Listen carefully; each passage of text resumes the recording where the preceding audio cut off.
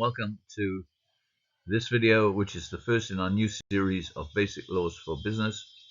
This one is called Introduction to Law. So, first question, why do we have the law? One of the best ways to find out is to compare what we have now with what happened before we had laws. Before we had laws, anyone who did something bad had to appear in front of the leader or the chief or the king. If it was a disagreement between two people, both people got a chance to explain what they thought should happen. In both situations, the king decided what should happen. This worked okay, but there were a few problems. There were lots of disputes, and the king had other duties as well as making these decisions. It took up too much of his time. Some of the disputes were a long way from where the king lived, so he had to travel a lot. Some kings weren't very good at making the right decision. They had favorites, and they would never decide against them. If there was a dispute between a rich person and a poor person, the rich person always won. To help with these problems, the king allowed lords and nobles to make the decisions instead of him in their own area. The king could do his other duties, and he didn't have to travel so much. Some of the old problems continued. The poor people still always lost. Some of the lords were not very good at their jobs. But it created one big new problem. Different lords made different decisions about the same situation. If someone stole a buffalo in Miaudi, they might get a hard punishment. But someone stealing a buffalo in Pa'an might get a soft punishment. So out of this situation, the first laws were made. They said what was okay and what was not okay to do. For example, stealing was not okay. And they also said approximately what the punishment should be. They allowed some space for the judge to decide about the facts of the individual case. They also created a new group of people whose only job was to make the decisions about whether people were following the laws or not. It was a full-time job for them, not like the kings or the nobles, where it had been only a part-time activity. They were called judges, and unlike the nobles, they communicated a lot with each other. They made sure if one of them made a decision about a situation, all the others would follow that decision if the same situation happened again.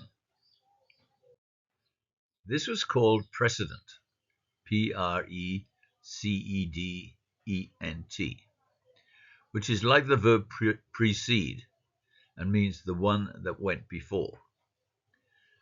Often the judges would explain why they had come to their decision, and they would make rules to guide other judges when they made decisions in similar situations. The other judges had to follow these rules. So there were two ways laws could be made: by the king or by the judges making a decision that other judges had to follow. As time went by, kings were replaced by other forms of government like democracy, communism, and dictatorship. But they all followed this basic method of making laws through the government, usually called statute law, S-T-A-T-U-T-E, or by following precedent, which is usually called case law, C-A-S-E. Some countries also have a constitution, for example, the USA or Myanmar. This is not exactly a law. It's more something that controls what laws can be made for both statute and case law.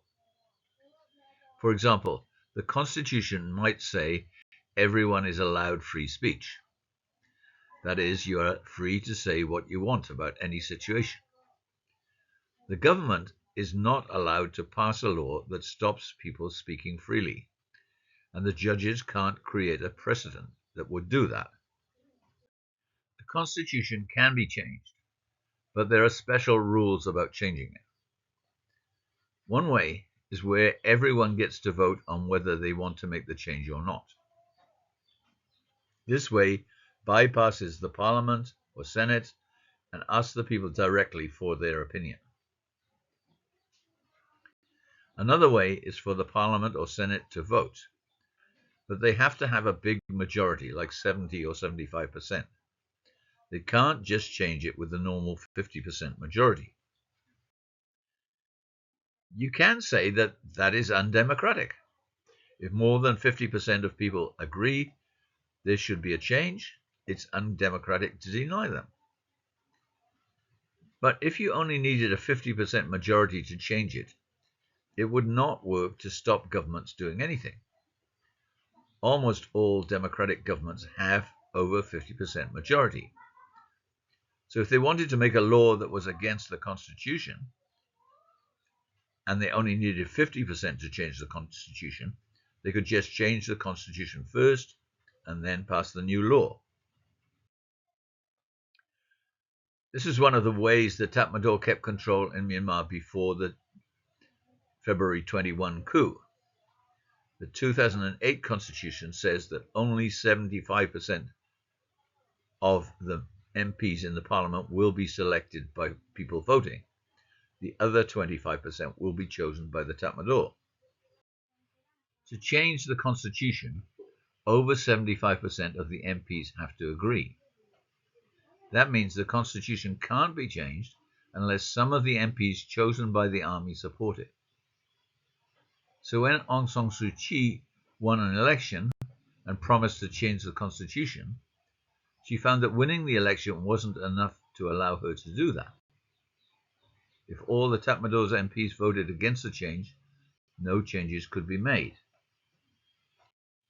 In theory, everyone is treated equally by the law.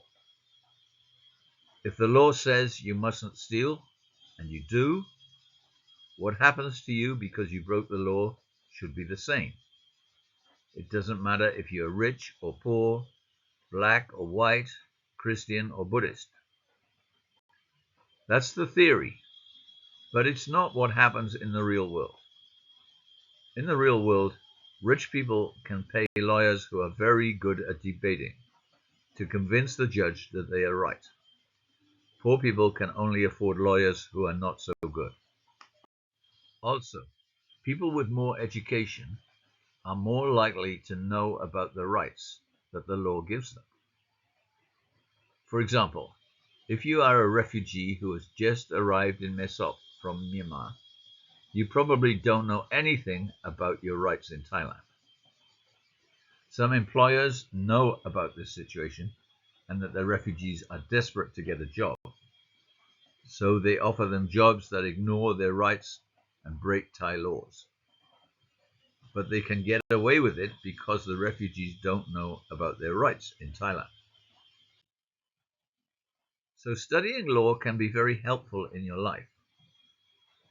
There are many different parts of the law, and we will look at only a few, but I've tried to choose the topics that you might need in the future, especially ones you might experience in business situations.